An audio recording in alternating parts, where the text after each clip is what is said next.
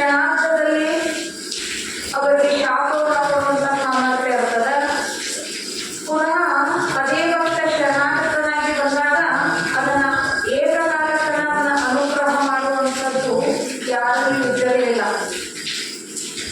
ಕೇವಲ ಹಠಯೋಗವನ್ನು ಸಾಧಿಸಿರ್ತಕ್ಕಂಥ ಯಾವ ಸಿಂಹಗರ್ಜನೆಯ ಹುಲಿ ರೋಷದ ಚಕ್ರವರ್ತಿ ಅಂತ ಹೇಳಿ ದುರ್ಗನ ಹೊಂದಿರತಕ್ಕಂಥ ಯಾವ ಶಾಪಾದಿ ಬೃಹತ್ ಸಮರ್ಥನೆಂದೇ ಖ್ಯಾತಿಯಾಗಿರುವ ಚಂದ್ರವಿಶ್ವೇಶ್ವರ ಮಹಾಸ್ವಾಮಿಗಳಿಗೆ ಮಾತ್ರ ಏಕಕಾಲಿಕ ಶಾಪವನ್ನು ಕೊಡ್ತಾ ಇದ್ದು, ಪುನಃ ಆಗಿಂದಾಗಲೇ ಅವರು ಕ್ಷಮೆಯಾಚನೆಯನ್ನು ಮಾಡಿದಾಗ ಪ್ರಣಾಮಿ ದಯಾಸಾಗರನಾಗಿ ಅದನ್ನು ಅನುಗ್ರಹವನ್ನು ಮಾಡುವಂಥವರಾಗಿದ್ದರು. ಭೂಪನಿಯ ಸಮರ್ಥಶಾಲೆ ಅಂಥ ಯಾವ ಸಮರ್ಥಶಾಲೆಯಲ್ಲಿರತಕ್ಕಂಥ ಸದ್ಗುರುನಾಥನೇ ನಿನ್ನ ಪಾದ ಕಮಲಗಳಿಗೆ ಮುಖಿಗಳಿವೆ ಅಂತ ಶರಣೆನ್ನುವೆ. ಹೇ ಸದ್ಗುರು ದೇವ, ಅವತಾರ ಮೂರ್ತಿಯಾದ ನೀನು ಭಕ್ತರ ದುಃಖ ಪರಿಹಾರ ಮಾಡುವ ಶಕ್ತಿದಾಯಕನಾಗಿರುವೆ. ಭೂಮಿ ಮೇಲೆ ಇರತಕ್ಕಂಥ ಪ್ರತಿಯೊಬ್ಬ ಜೀವಿಗೂ ಕೂಡ ದುಃಖದಿಂದ ಹೊಂದಿಕೊಂಡಿದ್ದಾನೆ. ಆದ್ದರಿಂದ ಅಂತ ಭಕ್ತನ ದುಃಖವನ್ನ ನಿವಾರಣೆ ಮಾಡಲಿಕ್ಕಿನ ಜನ್ಮವನ್ನು ತಾಳಿ ಹೊಂದಿರತಕ್ಕಂಥ ಶಕ್ತಿದಾಯಕ ಹೇ ಸದ್ಗುರುನಾಥ. ರಾಜಾಧಿರಾಜ ಮಹಾರಾಜನಾಗಿರುವೆ. ಧಂಬಾಚಾರಿಗಳನ್ನ ಒಂದು ಕ್ಷಣದಲ್ಲಿ ಅವರ ಶಕ್ತಿಯನ್ನ ನಿಷ್ಕ್ರಿಯಗೊಳಿಸುವೆ. ಭೂಮಿ ಮೇಲೆ ಯಾವ ಅಧರ್ಮದಿಂದ ಅಸದ್ವರ್ತನೆಯಿಂದ ಯಾರು ನಡೆದುಕೊಂಡಾರಲ್ಲ, ಭಗವಂತ ಮಿತ್ರರ ಮೇಲೆ ಧಂಬಾಚಾರ ಮಾಡತಕ್ಕಂಥ ಯಾವ ವೇಷಧಾರಿಗಳನ್ನಾಗಲಿ ಧಂಬಾಚಾರಿಗಳನ್ನ ಒಂದು ಕ್ಷಣದಲ್ಲಿ ಅವರ ಶಕ್ತಿಯನ್ನ ನಿಷ್ಕ್ರಿಯಗೊಳಿಸಿರುವೆ. ಆಯಾಸಗೊಂಡು ನಿನ್ನಲ್ಲಿ ಬಂದು ಶರಣಾಗತರಾದವರನ್ನು ಆಶೀರ್ವದಿಸಿರುವೆ. ಹೇ ಭಗವಂತ, ಭೂಮಿ ಮೇಲೆ ನಿಂತ ಬಿಟ್ಟು ಅನ್ಯ ಯಾರೂ ನನಗಿಲ್ಲ. ನನ್ನ ದುಃಖವನ್ನು ಪರಿಹಾರ ಮಾಡುವಂತ ಸಮರ್ಥಶಾಲಿ ಸದ್ಗುರುನಾಥ ನೀನಾಗಿ ಅಂತ ಯಾರು ಸದ್ಗುರುನಾಥನಲ್ಲಿ ಒಂದು ಶರಣಾಗತರಾಗ್ತಾರಲ್ಲ, ಅಂಥ ಭಕ್ತರನ್ನ ಆಶೀರ್ವದಿಸುವ ಭಗವಂತನೂ ನೀನೇ ಆಗಿರುವೆ. ಜಗದಾದಿ ಜಗದೋದ್ಧಾರಕನಾದ ಸದ್ಗುರುನಾಥ ಧನುಷ್ಯವೇಂದ್ರ ಯೋಗಿಗಳೆಂದು ಮುರುಗಿಭಾವಿ ಅನ್ನುವಂಥ ಗ್ರಾಮಗಳಲ್ಲಿ ವಾಸಿಸುವಾಗ ಅವರು ತೋರಿಸುವ ಮಹಿಮೆಯಾಗಿರುವುದು. ಸದ್ಗುರುನಾಥ ಇವತ್ತಿನ ದಿನ 21ನೇ ಅಧ್ಯಾಯದ ಯಾವ ಗ್ರಾಮಗಳು ತಮ್ಮ ಲೀಲೆಯನ್ನ ಮಾಡಿದ್ರು ಅಂತಂದ್ರ ಮುರುಗಿಭಾವಿ ಅನ್ನುವಂಥ ಗ್ರಾಮದೊಳಗ ಇರುವಂತ ಸಮಯದೊಳಗ ಈ ಊರಲ್ಲಿರುವ ಸಕಲ ಭಕ್ತ ಸಮೂಹವು ಸಜ್ಜನ ಪ್ರೇಮಿಗಳಾಗಿದ್ದರು. ಅಂಥವರಿಗೆ ತರುಮನ ಧನಗಳಿಂದ ಸೇವೆ ಸಲ್ಲಿಸಿರುವರು. ಅತಿಥಿ ಅಭಾಗ್ಯರಿಗೆ ದೇವರೆಂದೇ ಭಾವಿಸುವರು. ದೀನ ದಲಿತರಿಗೆ ದಯಾನ್ವಿತರು. ಇಂತಹ ಸದಾಚಾರ ಸಂಪನ್ನರಾದ ಗ್ರಾಮಗಳಿಗೆ ಚರಿತ್ರೆ ನಾಯಕವಾಗಿದ್ದರು. ಯಾವ ಊರಾಗ ಮಹಾತ್ಮರೆಲ್ಲರ ಪ್ರೀತಿ ತೋರುತ್ತಾರೋ, ಭಯಭಕ್ತಿಯಿಂದ ನಡ್ಕೊಂಡಾರೋ ಅಂಥವರ ಗ್ರಾಮದ ಮಹಾತ್ಮರ ಸತ್ಪುರುಷರ ಆಗಮನ ಮೇಲಿಂದ ಮೇಲೆ ಆಗ್ತಾರೆ. ಮತ್ತೆ ಎಲ್ಲಿ ಗುರು ಅಂತ ಗೊತ್ತಿಲ್ಲ, ದೇವರು ಅಂತ ಗೊತ್ತಿಲ್ಲ, ಶಾಸ್ತ್ರ ಪುರಾಣದ ವಿಷಯ ಅವರಿಗೆ ತಿಳಿದಿಲ್ಲ ಅಂತಂದ್ರೆ ಅಂತಲ್ಲಿ ಮಹಾತ್ಮರ ಪಾದವನ್ನು ಕೂಡ ಇರೋದಿಲ್ಲ. ಯಾಕಂದ್ರ ಎಲ್ಲಿ ಸಜ್ಜನದ ಸದ್ಗುಣಗಳಿಂದ ಒಳಗೊಂಡಿರ್ತಕ್ಕಂಥ ಶಿಷ್ಯರ ಸಮೂಹ ಎಲ್ಲಿ ಇರ್ತದಲ್ಲ, ಅಲ್ಲಿ ಮಹಾತ್ಮರ ಆಗಮನ ಅನ್ನುವಂಥದ್ದು ಅತಿಶಯವಾಗಿ ಆಗ್ತಿರ್ತದೆ. ಅಂತ ಯಾವ ಸಜ್ಜನ ಪ್ರೇಮಿಗಳು ಎಲ್ಲಿದ್ರು ಅಂತಂದ್ರೆ ಮುರುಗಿಭಾವಿ ಒಳಗಿದ್ದು ಆಳವಾದ ಸ್ಥಳದಲ್ಲಿ ನೀರು ನಿಲ್ಲುವುದು. ಅದರಂತೆ ಭಕ್ತಿ ಸಂಪನ್ನರಿದ್ದರೆ ಅಲ್ಲಿ ಮಹಾತ್ಮರನ್ನು ಇರುವರು. ತಪೋದ್ವೇಂದ್ರರಾದ ಮಹಾಶಕ್ತಿ ಸಂಪನ್ನರಾದ ಚಂದ್ರಶೇಖರ ಯೋಗಿಗಳು ಹೇಗೆಂದರೆ ಪರಿಮಳದೊಳಿರುವ ಮಕರಂದವನ್ನೇ ಹೊಂದುವ ಭೃಂಗದಂತೆ ಯಾವ ವಿರಾಟವೀರ ಯತಿಗಳಿರುವಂತೆ ಇಲ್ಲಿ ಬಂದು ವಾಸಿಸುವರಾದರು. ಮೊದಲು ಮಹಾತ್ಮರನ್ನು ಯಾವ ಅರಿಯದ ಬರೆಯಾಗಿರುತ್ತಾರೆ. ಮೊಟ್ಟ ಮೊದಲಿಗೆ ಒಬ್ಬ ಮಹಾತ್ಮನ ದರ್ಶನ ಆಯಿತು ಅಂತಂದ್ರೆ ದರ್ಶನವನ್ನ ಮಾಡಿಕೊಂಡಂತ ಭಕ್ತನಿಗೆ ಮುಖ್ಯವಾಗಿ ಏನು ಬೇಕು ಅಂತಂದ್ರೆ, ಇವನು ನನ್ನ ಭವಬಂಧನವನ್ನ, ನನ್ನಲ್ಲಿರತಕ್ಕಂಥ ಕಷ್ಟ ಕಾರ್ಪಣ್ಯಗಳನ್ನ ದುಃಖಗಳನ್ನ ನಾಶ ಮಾಡೇ ಮಾಡ್ತಾನ ಅನ್ನುವಂಥ ನಂಬಿಕೆಯನ್ನ ಇಟ್ಟವರು ದರ್ಶನವನ್ನು ತಗೊಂಡವರಿಗೆ ಅವರ ಒಂದು ಇರುವಿಕೆಯ ಒಂದು ಸ್ಥಿತಿ ಅರ್ಥ ಆಗ್ತದ. ಸುಮ್ಮನೆ ನೋಡಿದ ತಕ್ಷಣ ಮಹಾತ್ಮರ ಇರುವಿಕೆ ನಮಗೆ ತಿಳಿದಿಲ್ಲ ಅಂತಂದ್ರೆ ಅದು ಸಾಧ್ಯ ಇಲ್ಲ. ಆದ್ದರಿಂದ ಜಗತ್ತಿನೊಳಗ ಮೊಟ್ಟ ಮೊದಲು ಸದ್ಗುರುನಾಥನನ್ನ ನೋಡಿದ ತಕ್ಷಣ ಯಾವ ಅವರ ಸ್ಥಿತಿಯನ್ನ, ಅವರ ಮಹಿಮೆಯಾದ ಶಕ್ತಿ ಸಾಮರ್ಥ್ಯವನ್ನ ಅರಿತಾಗಿರಲಿಲ್ಲ. ಹೇಗೆ ಹೂವು ಮಗ್ಗಿದ್ದಾಗ ಸದ್ಭಾವ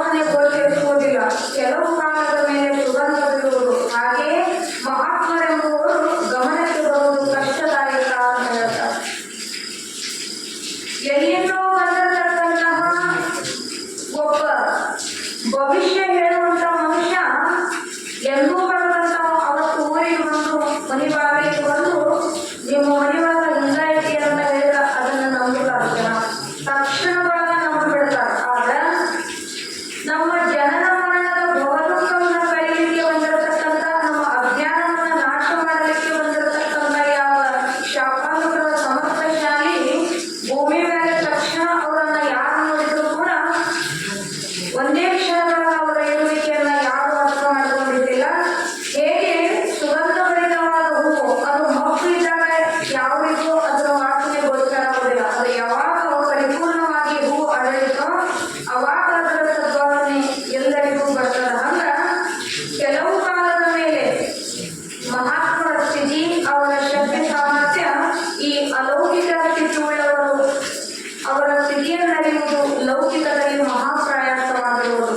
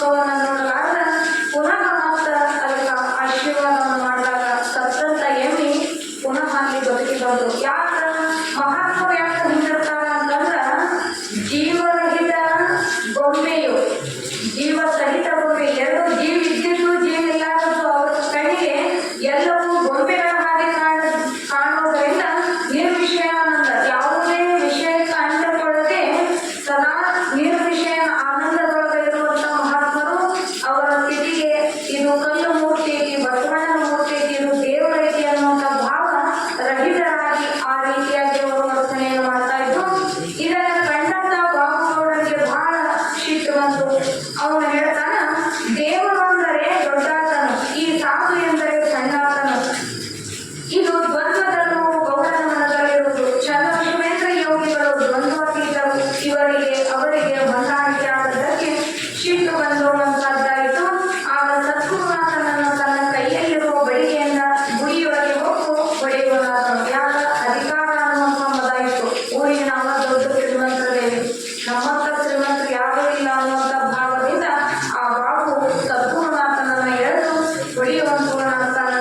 ಕೀಳು ಮೇಲು ಭಾವನೆಗಳು ಆ ಗೌಡನ ಮನಸ್ಸಿನಲ್ಲಿರುವುದು ಮತ್ತು ಗುಡಿಯೊಳಗಿರುವ ಬಸವಣ್ಣನು ದೇವನಾದವನು. ಇವರಿಗೆ ನಮಸ್ಕರಿಸುವುದನ್ನು ಬಿಟ್ಟು ಈ ಮಹತ್ವ ಹಿಂಗ್ಯಾಕೆ ದೇವರನ್ನು ಒಗಿತಾನಲ್ಲ, ಬೈತಾನಲ್ಲ, ನಾವು ಮನುಷ್ಯರಾದವರು ದೇವರನ್ನು ನಮಸ್ಕಾರ ಮಾಡಿ ಸ್ತುತಿ ಮಾಡಬೇಕು ಅಂತ ಭಗವಂತನ ಮೇಲೆ ಕುಂತು ಇವ ಈ ರೀತಿಯಾಗಿ ಅಶ್ಲೀಲವಾಗಿ ವರ್ತನೆಯನ್ನು ಮಾಡೋದನ್ನ ಕಂಡಂತ ಯಾವ ಬಾಬು ಭಾವದಲ್ಲಿ ತಿಳಿದವನಾಗಿದ್ದ. ಯಾಕ ಅವನ ಭಾವದೊಳಗ ಇಂಥ ಯಾವ ಸಾಕ್ಷಾತ್ ಶಂಕರನ ಅವತಾರನ ಮೂಡಿಗೆ ಬಂದಾನ, ಬಸವಣ್ಣನ ಮ್ಯಾಲ ಕುಂತಾನ ಅನ್ನುವಂತ ಅರಿವೆ ಆ ಜ್ಞಾನ ಆಗಲಾರ್ದ ಭಗವಂತನನ್ನ ಹೊಡೆಯುವನಾಗ್ತಾನ.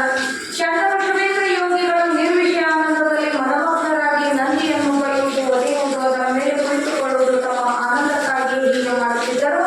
ಅದನ್ನು ಕಂಡು ಗೌಡನು ತನ್ನ ಕೈಯಲ್ಲಿರುವ ಬಡಿಗೆಯಿಂದ ನಂದಿ ಮೇಲೆ ಕುಳಿತು ಮೈಮರೆತ ಚನ್ನಬಸವೇಂದ್ರ ಯೋಗಿಗಳನ್ನು ಎಳೆದು ಕೆಳಗೆ ಎಸೆದನು. ಸಣ್ಣ ಮಕ್ಕಳ ಆಟದ ಸಾಮಾನು ಕಟ್ಟಿದರೆ ಆ ಕೂಸುಗಳು ಅಳುತ್ತವೆ ಮತ್ತು ಬೈಯುತ್ತವೆ. ಹಾಗೆ ಇವರಿಗೆ ಸಿಟ್ಟು ಬರುವುದಾಯಿತು. ಯಾಕೆ ಅವರಿಗೆ ಸಿಟ್ಟು ಬಂತು ಅಂತಂದ್ರ ಸಣ್ಣ ಮಕ್ಕಳ ಕೈಯಾಗ ಆಟದ ಸಾಮಾನು ಕೊಟ್ಟಿರ್ತೇವೆ, ಅವು ಬಹಳ ಚಂದ ಆಡಕತ್ತಿರ್ತಾವ. ಅಕಸ್ಮಾತ್ ಯಾರಾದ್ರೂ ಒಂದು ಆ ಆಟಿಕೆ ಸಾಮಾನು ಕದ್ದವರು ಮಕ್ಕಳು ಎತ್ಕೊಂಡ್ರ ಅಂತಂದ್ರ ಅಕಸ್ಮಾತ್ ಜನ್ಮ ಕೊಟ್ಟು ತಾಯಿ ಬಂದು ಆ ಖುಷಿನ ಸಾಮಾನು ಕದ್ದು ಎತ್ಕೊಂಡ್ರಂದು ಆ ಖುಷಿಗೆ ದುಃಖ ಆಗ್ತದೆ. ಯಾಕ ಅಷ್ಟು ಮನಮಗ್ನವಾಗಿ ಆನಂದದಿಂದ ಆ ಜೀವ ಇಲ್ಲದಿರ್ತಕ್ಕಂಥ ನಿರ್ಜೀವ ಗೊಂಬೆಗಳ ಜೊತೆ ಆ ಮಗು ಆಡಕತ್ತಂದ್ರೆ ಆ ಮಗುಗೆ ಎಷ್ಟು ದುಃಖ ಆಗ್ತದೆ. ಕೈಯಾಗಿನ ಸಾಮಾನು ಕಟ್ಕೊಂಡ್ರಲ್ಲ ಅಂತೇಳಿ ಅಂತ ಯಾವ ಜ್ಞಾನನಿಧಿ ತಪೋಶಕ್ತಿ ಇರತಕ್ಕಂಥ ಯಾವ ಮಹಾತ್ಮರಾದ ಚನ್ನಬಸವೇಂದ್ರ ಯತಿರಾಜ ತನ್ನ ಪರಮಾನಂದದೊಳಗ ಸದಾ ಆನಂದದೊಳಗ ಆ ನಂದಿಯ ಮೇಲೆ ಕುಳಿತು ವರ್ತಿಸುವುದು ಅವರಿಗೂ ಕೂಡ ಒಂದು ಆಟವಾಗಿತ್ತು. ಯಾವಾಗ ಬಾಬು ಅವರನ್ನ ನೆನೆಸ ಎಳೆದುವುದು ಅವರನ್ನ ಹೊಡೆದನೋ ಆಗ ಗುರುವಿಗಾದರೂ ಬಹಳ ಸಿಟ್ಟು ಬಂತು. ಬಸವಣ್ಣನ ಮೇಲೆ ಕುಳಿತಂತ ಯೋಗಿಯನ್ನು ಬೀಳುವಂತೆ ಎಳೆದು ಕೆಳಗಿದನು. ಆಗ ಸತ್ತು ಕೆಳಗೆ ಬೀಳುವಂತವರಾದರು. ನಾನು ಗೌಡನೆಂಬ ಅಧಿಕಾರ ಮತದಿಂದ ಯೌವನ ಮತದಿಂದ ಎಲ್ಲ ಆನಂದವನ್ನು ಕೆಡಿಸಿಬಿಟ್ಟಿರುವನು ಅಂತ ಹೇಳ್ತಾರೆ ನೋಡಿ. ಅವನಿಗೆ ಯಾವುದರ ಅಧಿಕಾರ ಇತ್ತು ಅಂತಂದ್ರ ಊರೊಳಗ ನನ್ನಂತ ಗೌಡ ಯಾರದಾರ, ನನ್ನಂತ ಶ್ರೀಮಂತ ಯಾರದಾರ ಅನ್ನುವಂಥ ಯಾವ ಐಶ್ವರ್ಯ ಯೌವನ ಮತದಿಂದ ಮೆರೆಯತಕ್ಕಂಥ ಬಾಬುಗೌಡನಿಗೆ ಮಹಾತ್ಮರ ಸ್ಥಿತಿ ಅರಿಕೆ ಆಗಲಿಲ್ಲ. ಅವನೊಂದು ಮನದಟ್ಟಾಗಲಿಲ್ಲ, ಇವರೊಬ್ಬ ದೊಡ್ಡ ಮಹಾತ್ಮರದಾರ ಅಂತ. ಯಾಕಂದ್ರೆ ಎಷ್ಟೆಲ್ಲ ಮನುಷ್ಯರಿದ್ರು ಕೂಡ ಸರ್ವ ಸಂಪತ್ತಿದ್ರು ಕೂಡ ಕೇವಲ ಒಬ್ಬ ಮಹಾತ್ಮನ ಜ್ಞಾನ ನಮಗಾಗಲಿಲ್ಲ ಅಂತಂದ್ರೆ, ಮಹಾತ್ಮರ ಸ್ಥಿತಿಯನ್ನ ಅರಿಯುವಂತ ಸಾಮರ್ಥ್ಯ ನಮ್ಮಲ್ಲಿ ಇರಲಿಲ್ಲ ಅಂತಂದ್ರೆ ನಾವು ಎಷ್ಟು ಶ್ರೀಮಂತರಾದ್ರೇನು, ಎಷ್ಟು ಜ್ಞಾನಗಳಾದವರಾದ್ರೇನು, ಸಕಲ ಪಂಡಿತ ನಮ್ಮ ಹತ್ರ ಐತಿ ಅಂತ ಆದ್ರೂ ಕೂಡ ಒಬ್ಬ ಮಹಾತ್ಮನಿಗೆ ನಾವು ತಲೆಬಾಗಿ ಶರಣಾಗತರಾಗಲಿಲ್ಲ ಅಂದ್ರೆ ಏನಿದ್ದರೂ ಅದು ವ್ಯರ್ಥ ಅಂತ ಹೇಳ್ತಾರೆ. ಇಲ್ಲಿ ವಚನಕಾರ ಒಂದು ಮಾತು ಹೇಳ್ತಾನ, ಕಾಗಿಯ ಮರಿ ಕೋಗಿಲೆಯಾಗಬಲ್ಲದೆ ಅಂತ ಹೇಳ್ತಾರೆ. ಕಾಗಿ ಬಣ್ಣನೂ ಕಪ್ಪ ಇರ್ತದ, ಕೋಗಿಲೆ ಬಣ್ಣನೂ ಕಪ್ಪ ಇರ್ತದ. ಅಕಸ್ಮಾತ್ ಎರಡೂ ಸಮಾನ ಅಂತ ಹೇಳಿ ಕಾಗಿ ಮರಿಗೆ ಎಂದರ ಕೋಗಿಲೆ ಅಂತ ಹೆಸರಿಟ್ಟರೇನು ಕೋಗಿಲೆ ಆಗುತ್ತದೇನು? ಆಡಿನ ಮರಿ ಎಂದಿಗಾದರೂ ಆನೆಯಾಗಬಲ್ಲದೆ, ಶೀಳು ನಾಯಿ ಸಿಂಹದ ಮರಿಯಾಗಬಹುದು.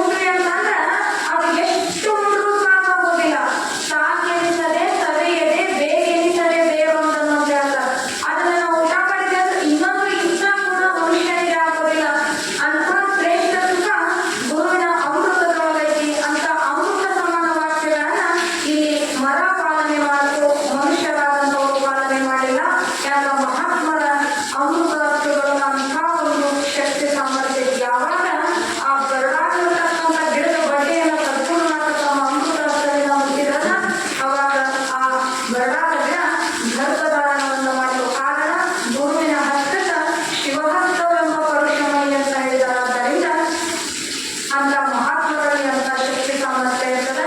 ಹಿಂದೆ ರೇವಯ್ಯ ಶಿವಯೋಗಿಗಳು ಅಂತ ಆಗಿ ಹೋಗಿದ್ದಾರೆ. ಅವರ ಬಗ್ಗೆ ಬಹಳ ಅವರು ದೊಡ್ಡ ಮಹಾನ್ ತಪಸ್ಸುಗಳಿದ್ದು ರೇವಯ್ಯ ಶಿವಯೋಗಿಗಳು. ಒಂದು ದಿನ ಮಹಾನವಮಿ ಪ್ರಯುಕ್ತ ಇಂಚಿನೊಳಗೆ ಏನ್ ಮಾಡಿದ್ರು ಅಂತಂದ್ರ ಕೊನೆಯ ದಿನ ದೇವಿ ಪುರಾಣಕ್ಕ ಎಲ್ಲಾ ಮನೆಯಿಂದ ಪ್ರತಿಯೊಬ್ಬ ಮನೆಯೊಳಗೂ ಕಡುಬು ತುಪ್ಪ ತರಬೇಕು ಅಂತಂದ.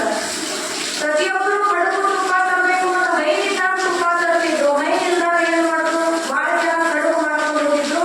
ಮೈನಿಂದ ಮಾತ್ರ ತುಪ್ಪವನ್ನ ತಗೊಂಡು ಮಠಕ್ಕೆ ಬಂದಿದ್ರು. ಸಾಯಂಕಾಲ ದೇವಿ ಪುರಾಣ ಚಾಲುವಾತು. ಪುರಾಣ ಮುಕ್ತಾಯ ಆದ ಮೇಲೆ ಮಂಗಳವನ್ನ ಮಾಡಿ ಪ್ರಸಾದಕ್ಕೂ ಕುಂದಿಸಿದ್ರು. ಎಲ್ಲಾನು ಅಲ್ಲಿ ರೇವಯ್ಯ ಶಿವಯೋಗಿಗಳು ಇದ್ರು. ಪ್ರಸಾದಕ್ಕೆ ಕುಂತಾಗ ಒಂದು ಪಂಕ್ತಿಗೆ ಪೂರ್ತಿ ಕಡುಬು ತುಪ್ಪ ನೀಡಿದ್ರು. ಎರಡನೇ ಪಂಕ್ತಿ ಕಡುಬತ್ತ ನೀಡಿದ್ರು. ತುಪ್ಪ ಖಾಲಿ ಆಗಿತ್ತು. ಯಪ್ಪ ತುಪ್ಪ ಖಾಲಿ ಆಗಿದ್ರೆ ಏನು ಮಾಡಬೇಕು ಅನ್ನೋದು ವಿಚಾರ ಯಾಕೆ ಮಾಡ್ತಿರೋ, ಇಂಚಿನ ಮಠದ ಮುಂದೆ ಹೊಳೆ ಹೊರಬೇಕಂತ. ಹಳ್ಳ ತುಂಬ ಹರಿಯಾಡತ್ತಿತ್ತು. ರೇವಯ್ಯಪ್ಪಗಳು ಅಂತ ಒಬ್ಬ ಭಕ್ತನ ಕರೆದ್ರು. ಅಲ್ಲಿ ಬಿಂದಿಗಿದ್ರು ತಗೋ, ಅಳ್ತಾರ ನೀರು ತುಂಬಿಕೊಂಡು ಬರೋಲ್ಲ ಅಂದ್ರಂತ. ಏನ್ ಅಪ್ಪು ತುಪ್ಪ ಖಾಲಿ ಆಗೈತೆ ಅಂತ ನಾವು ಅಂತೀವಿ, ಹಳದಾಗ ಹೋಗಿ ನೀರು ತಗೊಂಡು ಅಂತಾರಲ್ಲ ಅಂತ ಅವ್ನು ಚೂರು ವಿಚಾರ ಮಾಡ್ತಾನ. ಏನಾದ್ರೂ ಮಹಾತ್ಮರು ಅವ್ರ ವಾಕ್ಯ ಅದು ಸುಳ್ಳಾಗೋದಿಲ್ಲ, ಅವ್ರು ಹೇಳಿದ್ದು ಸುಳ್ಳಾಗೋದಿಲ್ಲ ಅಂತ ಹೇಳಿ ಆ ನಂಬಿಕೆಯಿಂದ ಹೋಗಿ ಒಂದು ತಂಬಿಗೆ ತುಂಬ ನೀರನ್ನ ಹೊಳೆದಾಗ ನೀರು ತುಂಬಿಕೊಂಡು ಬಂದು ಅಪ್ಪವ್ರು ನಿಂತಾನೆ. ಯಪ್ಪ ತಗೋಲೆ ಅಂತ ಪಂಚಿ ಎಲ್ಲ ಕುಂದಾಗ ಊಟಕ್ಕ ಎಲ್ಲರೂ ಅಪ್ಪವ್ರನ್ನ ನೋಡಾಕತ್ತಾರ. ತುಪ್ಪ ಖಾಲಿ ಆಗಿದ್ದ ಬೆಳ್ಳದ ನೀರು ಯಾಕೆ ತರಿಸಿದ್ರು ಅಂತ ಎಲ್ಲರ ಮನಸ್ಸಿನ್ಯಾಗೂ ಪ್ರಶ್ನೆ. ಆದ್ರ ಭಗವಂತನನ್ನು ಇಟ್ಟ ತಕ್ಷಣ ರೇವಯ್ಯ ಸ್ವಾಮಿಗಳು ತಮ್ಮ ಅಮೃತ ಹಸ್ತದಿಂದ ಆ ಬಿಂದಿಗೆಯನ್ನ ಮುಟ್ಟಿ ನೋಡಲಾಗಿ ಅದರೊಳಗ ಬೆಳ್ಳದ ನೀರು ಹೋಗಿ ನೆಲದಂತ ತುಪ್ಪಾಗಿತ್ತಂತ. ತುಪ್ಪವನ್ನ ನೋಡಿದ ತಕ್ಷಣ ಎಲ್ಲಾ ಶಿಷ್ಯರಿಗೂ ಆಶ್ಚರ್ಯ ಆಯಿತು. ಇದೇನು ಮಹಿಮೆ, ಭಗವಂತನ ಅಮೃತದ ಹಸ್ತದೊಳಗೆ ಇಷ್ಟೊಂದು ಶಕ್ತಿ ಇದೆಯೇನೋ, ಸಾಕ್ಷಾತ್ ಅನ್ನಪೂರ್ಣೇಶ್ವರಿನ ಅವರ ಕೈಯೊಳಗದಾಳೇನೋ ಅಂತೇಳಿ ಅವತ್ತಿನ ದಿನ ಎಲ್ಲಾ ಭಕ್ತರು ಸಂತೋಷಭರಿತರಾಗಿ ತುಪ್ಪವನ್ನು ಹಾಕೊಂಡು ಊಟ ಮಾಡಿದ್ರು. ಮಾರನೇ ದಿನ ಬೆಳಿಗ್ಗೆ ಎಡಹಳ್ಳಿ ಇಂಗಳ್ಳಿ ಗ್ರಾಮಗಳಿಂದ ಮತ್ತ ಸಾಕಷ್ಟು ಶ್ರೀಮಂತ ಭಕ್ತರು ತುಪ್ಪದ ಡಬ್ಬಿಗಳನ್ನು ತುಂಬಿಕೊಂಡು ಬಂದರು. ನಿನ್ನೆ ರಾತ್ರಿ ಯಾರು ಬೆಳ್ಳದಲ್ಲಿ ನೀರು ತಂದಿದ್ರೆ ಬರ್ರಿ ಅಂತ ಕೇಳಿದ್ರು ರೇವಯ್ಯಪ್ಪವರು. ಅವಾಗ ಆ ನೀರನ್ನ ತಂದಂತ ವ್ಯಕ್ತಿ, ಅಪ್ಪ ನಾನು ತುಂಬ್ಕೊಂಡು ಬಂದಿದ್ದ ನೀರ ತಗೊಂಬಾಯಿ ಆ ಬಿಂದಿಗೆ ಅಂದ್ರು. ಬಿಂದಿಗೆ ತಂದ ಅವ್ರು ಏನು ಎಡಹಳ್ಳಿಯಿಂದ ತುಪ್ಪ ತಂದಿದ್ರಲ್ಲ, ಆ ತುಪ್ಪ ಎಲ್ಲ ಬಿಂದಿಗೆ ತುಂಬಿದ್ರು. ಅಪ್ಪವ್ರು ತುಂಬಿ ಇದನ್ನ ಯಾವ ಜಗದಾಗ ತುಂಬ್ಕೊಂಡು ಬಂದಿದ್ದಲ್ಲ, ಹೋಗಿ ಆ ಜಗದಾಗ ಹಾಕಿ ಬಂದ್ರು. ಗಂಗವ್ವ ನಾ ಹೇಳಿದ ಮಾತು ಕಾಲ್ಸ್ಯಾಳ. ಮತ್ತೀಗ ಆಕಿ ಕಡೆ ನಾನು ಕಡಾಯಿ ಇಟ್ಕೊಂಡಿದ್ದೆ, ಒಳ್ಳೆ ಆಕಿಗೆ ಮುಟ್ಟಿಸ್ಬೇಕು, ಹೋಗಿ ಹಾಕಿ ಬರೋ ಗಂಗವ್ವ ಕೊಟ್ಟು ಬರೋ ಅಂದ್ರಂತ. ಆ ಮನುಷ್ಯ ಹೋಗಿ ಆ ನೀರೊಳಗ ತುಪ್ಪ ಸುರಾಕಂದ್ರ ಅದು ತುಪ್ಪ ಬೇರೆ ನೀರು ಬೇರೆ ಆಗಲಿಲ್ಲ. ಯಾವಾಗ ತುಪ್ಪ ನೀರಾಗ ಬಿಟ್ಟು ಅಲ್ಲಿ ನೀರಾಗೆ ಹರಿದು ಹೋದಂತ. ಇದು ಮಹಾತ್ಮರ ಒಂದು ಶಕ್ತಿ ಸಾಮರ್ಥ್ಯ. ಅಂತ ಯಾವ ಶಕ್ತಿ ಸಿಕ್ಕವ್ರ ಕಡೆನೇ ಇರ್ತದೆ ಅನ್ನೋ ಅಂತಂದ್ರೆ ಸಾಧ್ಯ ಇಲ್ಲ. ಅದು ಭಗವಂತ ಸ್ವರೂಪಿ ಸದ್ಗುರು ಚನ್ನಬಸವೇಂದ್ರ ಯತಿರಾಜನ ಸಮಕಾಲೀನ ಮಹಾತ್ಮರಾಗಿದ್ರು. ಆದ್ದರಿಂದ ಅಷ್ಟೇ ಶಕ್ತಿ ಸಾಮರ್ಥ್ಯ ಅವರಲ್ಲಿತ್ತು. ಹೀಗೆ ಇರುವಾಗ ಒಮ್ಮೆ ರಾಮದುರ್ಗದ ಕಡೆ, ರಾಮದುರ್ಗ ತಾಲೂಕು ಹುಲಿಗೊಪ್ಪ ಗ್ರಾಮಕ್ಕೆ ಹೋಗುವಂತ ಸಮಯದೊಳಗ ಆಚೆ ಕಡೆ ದಂಡಿ ಒಳಗ ಭಕ್ತರು ನಿಂತಾರ, ಈಚೆ ಕಡೆ ದಂಡಿ ಒಳಗ ರೇವಯ್ಯ ಶಿವಯೋಗಿಗಳ ನಿಂತಾರ. ನಡುವ ಅಲ್ಲಿ ಯಾವುದು ಮರ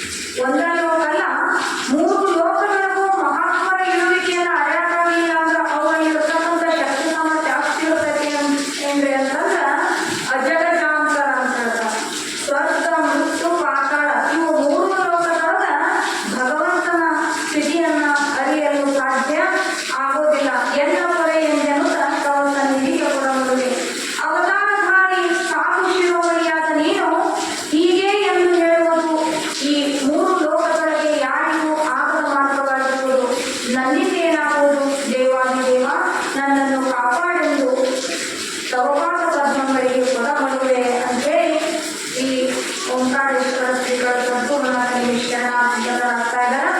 ಇಲ್ಲಿ ಗುರುನಾಥನಿಗೆ 6 ಲಕ್ಷಣಗಳನ್ನ ಹೇಳ್ತಾ ಇದ್ದಾರೆ. ನೀನು ನಿತ್ಯ ಮುಕ್ತ ನಿರ್ಮಾಲ್ಯ ನಿರಾಲಂಬ ನಿರವೇದ್ಯ ನಿಶ್ಚೀಮ ಜಗದೊಳಗೆ ನೀನೊಬ್ಬನೇ ಅಂತ ಹೇಳಿದ್ರು. ನಿತ್ಯ ಅಂತಂದ್ರೆ 3 ಕಾಲದಲ್ಲಿ ಬಾಳೆ ಹೊಂದಲೇ ಇರತಕ್ಕಂಥದ್ದು. ನಿತ್ಯ ಪರಿಪೂರ್ಣ ಸ್ವರೂಪ ಯಾರು ಇರ್ತಾರೋ ಅಂತಂದ್ರೆ ಮಹಾತ್ಮರು ಇರ್ತಾರೆ. ಮತ್ತೆ ನಿರ್ಭೀತ ಅಂತಂದ್ರೆ ಯಾವುದರ ಎಲ್ಲದರ ಹಂಗಿಲ್ಲದೆ ಸದಾ ನಿರ್ಭಯದಿಂದಿರುವುದು, ಯಾವುದಕ್ಕೂ ಕೂಡ ಭಯ ಪಡದೆ ಸದಾನಂದದೊಳಗಿರುವಂಥದ್ದು ನಿರ್ಭಯ. ನಿರ್ವಿಕಾರ ಅಂತಂದ್ರೆ ವಿಕಾರವನ್ನು ಹೊಂದದೇ ಇರತಕ್ಕದ್ದು ಅಂತ. ಬಹಳ ಖುಷಿಯಾಗಿತ್ತು ಅಂತಂದ್ರೆ ಬಹಳ ಸಂತೋಷದಿಂದ ಬಂದರು. ಮತ್ತೆ ದುಃಖ ಆಯ್ತು ಅಂತಂದ್ರೆ ಅದನ್ನ ಮನಸ್ಸಿನ ಮೇಲೆ ಇಟ್ಕೊಂಡು ಮುಖವನ್ನ ಕಪ್ಪಾಗಿ ಮಾಡುವುದು.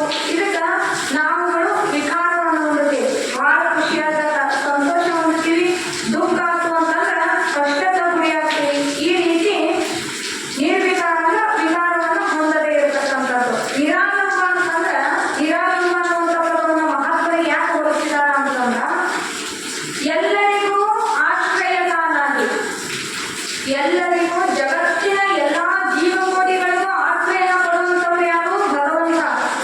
ತಾನು ಯಾರನ್ನೂ ಆಶ್ರಯಿಸದೆ ಮತ್ತು ಅವ್ರಿಗೆ ಯಾರು ಆಶ್ರಯ ಕೊಟ್ಟಾರೇನು ಅಂತಂದ್ರೆ ಸಾಧ್ಯ ಇಲ್ಲ. ಆದ್ದರಿಂದ ಎಲ್ಲರಿಗೂ ಆಶ್ರಯದಾನಾಗಿ ಯಾರನ್ನು ತಾನು ಆಶ್ರಯಿಸದೇ ಇರುವುದು ನಿರಾಲಂಬ ಅಂತ ಹೇಳ್ತಾರೆ. ಉದಾಹರಣೆಗೆ ಸೂರ್ಯ. ಸೂರ್ಯ ಇಡೀ ಜಗತ್ತನ್ನೇ ಬೆಳಗ್ತಾನೆ ಅನ್ನುವಂಥದ್ದು ನಮಗೆಲ್ಲ ಗೊತ್ತು. ಮತ್ತು ಸೂರ್ಯನನ್ನು ಬೆಳಗಾಕ ಯಾರು ಅದಾರೇನು ಅಂತಂದ್ರೆ ಸಾಧ್ಯ ಇಲ್ಲ. ಅಂತ ಭಗವಂತ ಎಲ್ಲರನ್ನೂ ರಕ್ಷಣೆ ಮಾಡ್ತಾನೆ ವಿನಃ ಅವನ ರಕ್ಷಣೆ ಮಾಡುವಂಥ ಸಾಮರ್ಥ್ಯ ಭೂಮಿ ಮೇಲೆ ಯಾರಿಗೂ ಇಲ್ಲ. ಆದ್ದರಿಂದ ನಿಜಾನಂದ ಸದಾಕಾಲ ಯಾವುದೇ ಜಗತ್ತಿನ ವಿಷಯದತ್ತ ಗಮನ ಹರಿಸದೆ ತನ್ನ ನಿಜ ಸ್ವರೂಪದ ಪರಮಾನಂದದಲ್ಲಿ ಇರುವುದೇನಂತೋ ಅದು ನಿಜಾನಂದ ಅಂತ ಹೇಳ್ತಾರೆ. ನಾವು ನಮ್ಗೆ ಆಗಾಗಿರ್ತದೆ ಆನಂದ. ಯಾವಾಗ ಒಮ್ಮೆ ಒಂದು ದಿನಕ್ಕೆ ಒಂದು ಸತಿ ಆಗ್ಬೋದು, ಇಲ್ಲ ವಾರಕ್ಕೊಮ್ಮೆ ಬಹಳ ಖುಷಿ ಆಗ್ಬೋದು. ಆ ಸಂತೋಷನ ಮತ್ತೆ ನಾವು ಆನಂದವಾಗಿರ್ತೇವೆ. ಮತ್ತೆ ನೋಡಿದ್ರೆ ದುಃಖನ ಮನಸ್ಸು ಸಮಾಧಾನ ಇರುವುದಿಲ್ಲ, ದುಃಖದಿಂದ ನಾವು ಹೊಂದ್ಕೊಳ್ತೇವೆ. ಆದ್ರೆ ಭಗವಂತ ನಿಜಾನಂದ ಅಂದ್ರೆ 3 ಕಾಲಗಳು ಸದಾಕಾಲ ಆನಂದವಾಗಿರ್ಬೋದು. ನಿರ್ಮಲ ಅಂತಂದ್ರೆ ಮಲರಹಿತ, ಅಂತಃಕರಣದಲ್ಲಿ ಯಾವುದೇ ರೀತಿ ಪಾಪ ಶೇಷಗಳಿಲ್ಲದೆ ಶುದ್ಧವಾಗಿರುವುದು. ಮನುಷ್ಯ ಮಲಸಹಿತವಾಗಿದ್ದಾನೆ. ನಮ್ಮಲ್ಲಿ ಮಲ ವಿಕ್ಷೇಪ ಅವಳ ದೋಷಗಳನ್ನುವಂಥ ಪಾಪ ರಹಿತರಾಗಿ ನಾವು ಅದೀವಿ. ರಹಿತವಾಗಿ ಸದ್ಗುರುನಾಥ ಯಾವುದೇ ಮಲರಹಿತನಾಗಿ ಶುದ್ಧಾಂತಕರಣದಿಂದ ಗುರುನಾಥ ನಿರ್ಮಲ ಸ್ವರೂಪನಾಗಿದ್ದಾನೆ. ಆದ್ದರಿಂದ ನೀನು ನಿತ್ಯ ಮುಕ್ತ ನಿರ್ಮಾಲ್ಯ ನಿರಾಲಂಬ ನಿರವೇದ್ಯ ನಿಶ್ಚಿಮ ಅಂದ್ರೆ ಇಷ್ಟ ಅಂತ ಸೀಮೆಗೆ ಬಾರದೇ ಇರುವುದಕ್ಕೆ ನಿಶ್ಚಿಮ. ಜಗತ್ತೊಳಗೆ ನೀನೊಬ್ಬನೇ ನಿರಾಭಾರಿಯಾಗಿರುವುದು. ಗುರುನಾಥ ಒಬ್ಬ ನಿರಾಭಾರಿ. ನಾವೆಲ್ಲರೂ ಆರ್ತಿಯಿಂದ ಒಡಗೂಡಿರ್ತಕ್ಕಂಥವ್ರ. ಆದ್ದರಿಂದ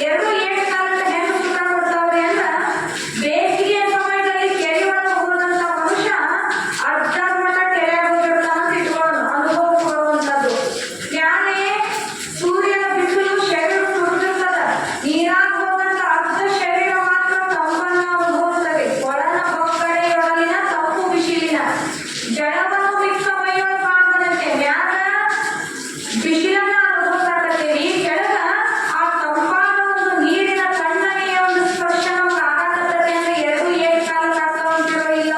ಮ್ಯಾಗ ಬಿಸಿಲು ಮಳೆಯಾಗತ್ತೈತಿ, ಕೆಳಗ ನೀರಾಗ ಹೋಗಿದ್ದ ತಂಪು ಹೆಂಗ ಎರಡೂ ಹಾದಿಗಳು ಒಂದೇ ಸಮಯದಲ್ಲಿ ಅನುಭವಿಸುತ್ತೇವೆಯೋ ಹೀಗೆ ಮಾಡುವುದರಿಂದ ಅವರಿಗೆ ಸಂಸಾರದಲ್ಲಿ ಎಷ್ಟೇ ವಾದಿಗಳು ಈ ಪ್ರಕಾರ ವಿಚಾರ ಮಾಡ್ಬೇಕಂತ.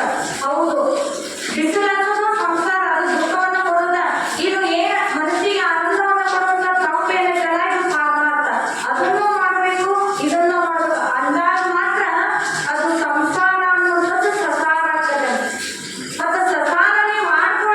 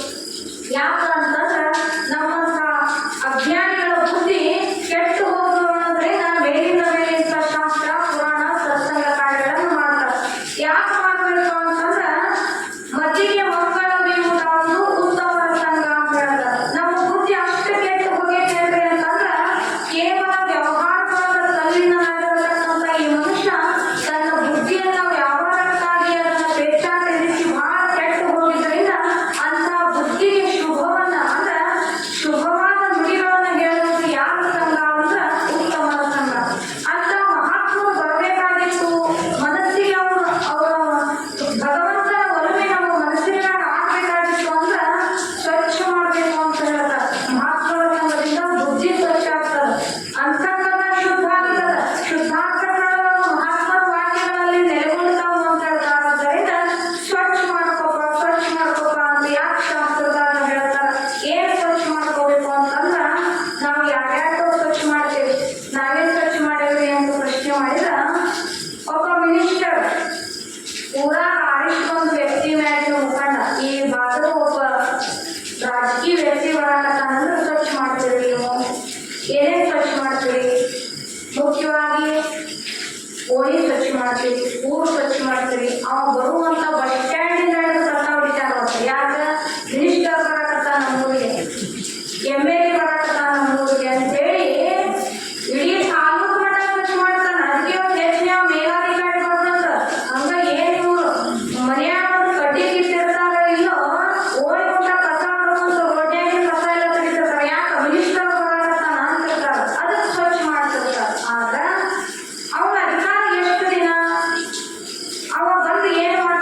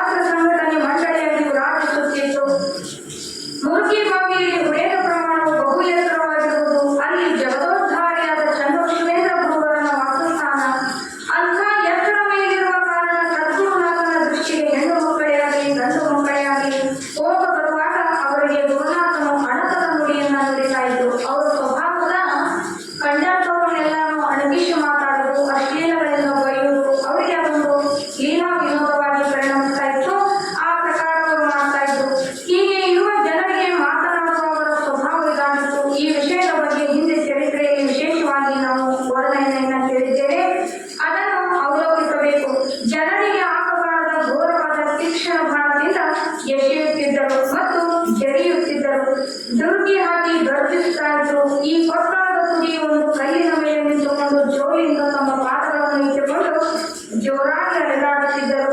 ಕುಡಿಯದ ಸುತ್ತಮುತ್ತಲು ಮರುಗಳಿಕೆಯ ಪೊದೆಯು ಮಹಾಕಾಡಿನಂತೆ ಬೆಳೆದು ಕೂಗಾಡುತ್ತಿತ್ತು. ಅವರು ತುದಿ ಕಲ್ಲಿನ ಮೇಲೆ ನಿಂತುಕೊಂಡು ಜಿಗಿದಾಡುವುದು ಅಂದರೆ ಕೂಗಾಡುವುದು, ಬೈದಾಡುವುದು ಈ ರೀತಿ ಮಾಡುತ್ತಿದ್ದರು. ಮ್ಯಾಗ ಎತ್ತರ ಮೇಲೆ 60 ಫೂಟ್ ಎತ್ತರದಲ್ಲಿರತಕ್ಕಂಥ ಕುಡಿಯದ ಮೇಲೆ ನಿಂತು ಇನ್ನೇನು ಕೆಳಗೆ ಬೀಳುತ್ತಾರೇನೋ ಜಿಗಿತಾರೇನೋ ಅನ್ನೋ ಹಾಗೆ ತಮ್ಮ ಲೀಲಾವಿನ ಬಡದೊಳಗ ತೇಲಾಡ್ತಾ ಇದ್ರು. ಇವರು ಶಿಕ್ಷೆಯಿಂದ ನುಡಿದರೆ ನಮಗೆ ಕೇಳಾಗುವುದೆಂದು ಭೀತಿಸಿ ಯಾರು ಇವರ ಬಳಿಯಲ್ಲಿ ಬರುತ್ತಿರಲಿಲ್ಲ. ಹಿಂಗ್ಯಾಕೆ ನಮಗೆ ಬೈತೀರಿ, ಹಿಂಗ್ಯಾಕೆ ನಮ್ಮನ್ನು ಜರುತ್ತೀರಿ ಅಂತ ಶಿಕ್ಷಣ ಏನಾದ್ರು ಶಾಪ ಕೊಟ್ಟಂತ ಅದು ಅಂತ ಹೇಳಿ ಯಾರು ಅವರ ಕಡೆ ನೋಡ್ತಾ ಇದ್ದಿದ್ದಿಲ್ಲ. ಕುಡಿಯದ ಎತ್ತರವಾದ ಸ್ಥಳದಲ್ಲಿ ನಿಂತುಕೊಂಡು ಹೋಗದವರಿಗೆ ಕರ್ಕಶವಾದ ಕಠೋರವಾಣಿಯಿಂದ ಬೈದು ಅವಮಾನಗೊಳಿಸ್ತಾ ಇದ್ರು. ಇವರ ನುಡಿಯನ್ನು ಕೇಳಿ ಮನಸ್ಸಿಗೆ ಅಸಂತುಷ್ಟರಾಗಿ ಅಲ್ಲಿ ಸಾಕ್ತಾ ಇದ್ರು. ಅದರೊಳಗೆ ಒಬ್ಬಾತ ಇವರ ನುಡಿಗಳನ್ನು ಕೇಳಿ ಸಿಟ್ಟಿನಿಂದ ಹೇಳ್ತಾನೆ, ಏನು ಒಬ್ಬರು ಬರೋರಿಗೆಲ್ಲ ಅವ್ರ ಮಾಡಿದವರು ಸುಮ್ಮನೆ ಉಂಟು, ಅಪ್ಪರು ಯಾಕೆ ನೀವು ಬೈತಾರ ಇವ್ರನ್ನ ಕೇಳಿದ್ರಾತ ಅಂತೇಳಿ ಅವನು ಸಿಟ್ಟು ಬಂತು. ಏನಂತ ಅಂದ್ರ, ನೀನು ಹೀಗೆ ಹುಚ್ಚನಂತೆ ಸರ್ವರನ್ನು ಬೈದು ಗಿಯಾಡಿಸುತ್ತಿರುವೆ, ಬೊಗಳುತ್ತಿರುವೆ, ಹೀಗೆ ಅಲಿದಾಡುತ್ತಿರುವೆ, ನೀನು ಏನಾದರೂ ಒಂದು ಲೀಲೆಯನ್ನು ತೋರಿಸಂದರು. ಹೂವು ಮಗ್ಗಿದ್ದಾಗ ವಾಸನೆ ಬರುವುದಿಲ್ಲ ಅಂತ ಹೇಳ್ಯಾರ. ಈಗ ಮೊಗ್ಗಿನ ಸ್ವರೂಪದೊಳಗ ಅವ್ರಿಗೆ ಮಹಾತ್ಮರವರು ಕಣಿತಾರ ಅಲ್ಲಿ ಇದ್ದಂತ ಜನಕ್ಕೆ. ಆದ್ದರಿಂದ ಸುಮ್ಮನೆ ಹಿಂಗ ಹುಚ್ಚುಗತಿ ಒದರಾಡೋದಾಗ್ಲಿ, ಬೈಯೋದಾಗ್ಲಿ, ದುರ್ಗಿ ಹಾಕೋದಾಗ್ಲಿ ಮಾಡಿದ್ರೆ ನಿನ್ನ ಯಾರು ನಂಬೋದಿಲ್ಲ. ನಿನ್ನಲ್ಲಿ ಅಷ್ಟು ಶಕ್ತಿ ಸಾಮರ್ಥ್ಯ ನಿಜವಾಗ್ಲೂ ಇದ್ದಿದ್ದಾದ್ರೆ ಏನಾದ್ರೂ ಒಂದು ಲೀಲೆ ಮಾಡಿ ತೋರಿಸು ಅಂತ ಒಬ್ಬ ಮನುಷ್ಯ ಹೇಳಿದ. ಆಗ ಚಂದ್ರಶೇಖರ ಯೋಗಿಗಳಿಗೆ ಹೀಗೆ ನುಡಿದನು. ಈ ರೀತಿಯ ನುಡಿಗಳನ್ನು ಕೇಳಿದ ಕ್ಷಣವೇ ಅವರಿಗೆ ವೇದನೆಯಾಯಿತು. ಆಗ ಗುಡ್ಡದ ಕೆಳಗೆ ಕಾಣಾಕಾರವಾಗಿರುವ ಮುಳುಗುಳುಕಿಯ ಅಂತಹ ಗುಡ್ಡದೊಳಗೆ ಇವರು ತುದಿಗಲ್ಲಿನ ಮೇಲೆ ನಿಂತುಕೊಂಡು ಕೂಗಾಡುವರಾಗಿದ್ದರು. ಆಗ ಕೆಳಗೆ ಏಕಕಾಲಕ್ಕೆ ಬಾಲಕನಂತೆ ಆ ಮುಳುಗುಳುಕಿ ಹೋದರಿನಲ್ಲಿ ಧುಮುಕಿದರು. ಕೆಳಗ ಅಷ್ಟೊಂದು ದುರ್ಧರವಸ್ಥೆಯಲ್ಲಿರತಕ್ಕಂಥ ಮುಳುಗುಳುಕಿ ಮುಳ್ಳಿನ ಪೊದೆ ಇತ್ತು. ಆ ಮುಳ್ಳಿನೊಳಗ ತಕ್ಷಣ ನಿರ್ಮಲಿನ ಮಗ ಹೆಣ್ಣು ಜಿಗಿತಿದ್ದಲ್ಲ, ಹಂಗ ಭಗವಂತ 60 ಫೂಟ್ ಎತ್ತರದ ಮ್ಯಾಗಿನ ಮುಳುಗುಳುಕಿ ಮುಳ್ಳೊಳಗ ಕಣ್ಣಲ್ಲಿ ಜಿಗಿಬಿಟ್ರು. ಆಮೇಲೆ ಇದನ್ನು ಕೆಲವರು ಕಣ್ಣಾರೆ ನೋಡಿ ಇವರಿಗೆ ವೇದನೆಯಾಗುವುದೆಂದು ತಿಳಿದು ಕೆಲವರು ಕೊಡಲಿ ಹುಡುಗರು ಕೂರ್ಪಿತರಾದರು.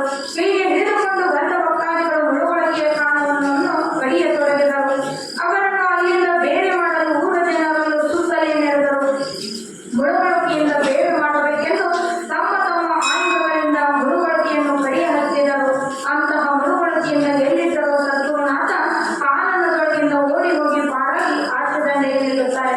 ಎಲ್ಲಿ ನಮ್ಮ ತಂದೆ ಸದ್ಗುರುನಾಥ ಮುಳ್ಳಿನೊಳಗ ಸಿಕ್ಕೊಂಡು ಅಂತೇಳಿ ಎಲ್ಲಾ ಭಕ್ತ ಸಮೂಹ ಆ ಮುಳ್ಳಿನಿಂದ ಅವ್ರನ್ನ ಪಾರು ಮಾಡ್ಕೊಂಡು ತಂದ್ರಾತು ಅನ್ನೋಷ್ಟೊತ್ತಿಗೆ ಅವರು ಎಲ್ಲರಿಗೂ ಕಣ್ಣಿಗೆ ಕಾಣಾಗ ಒಂದೇ ಮಾರ್ಗದಿಂದ ಓಡಿ ಹೋಗಿ ನಿಲ್ಲೋರಾಗ್ತಾರೆ. ಆ ಮುಳ್ಳುಗಳನ್ನು ಅವರ ಶರೀರದ ನಟ್ಟಂತ ಮುಳ್ಳುಗಳನ್ನು ತೆಗೆಯುತ್ತಾ ಮರಗುತ್ತಾ ಚಿಮಟಿಯಿಂದ ತೆಗೆದು ಸ್ವಚ್ಛ ಮಾಡಿದರು.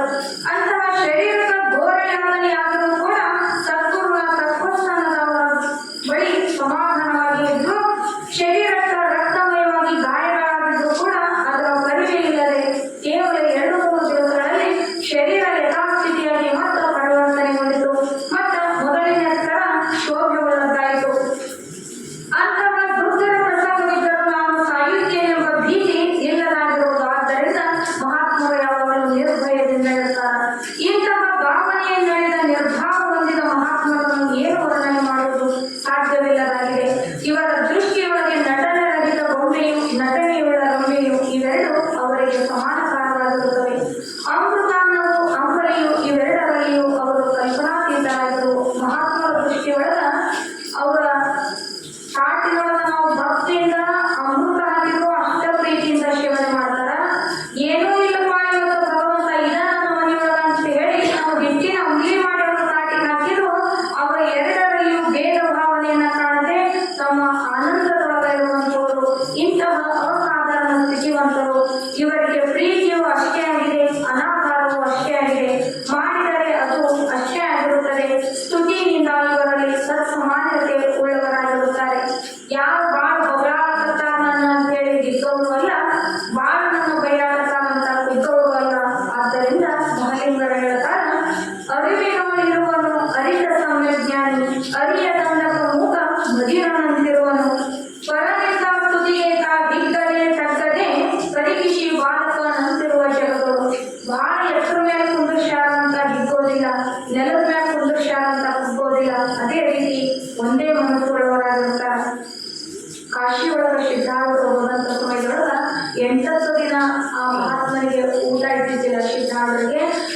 ಬ್ರಾಹ್ಮಣರ ಒಂದು ಕಾಲ ನಡೆದಿತ್ತು. ಅಲ್ಲಿ ಪ್ರಸಾದವನ್ನು ಮಾಡಿದ್ರು.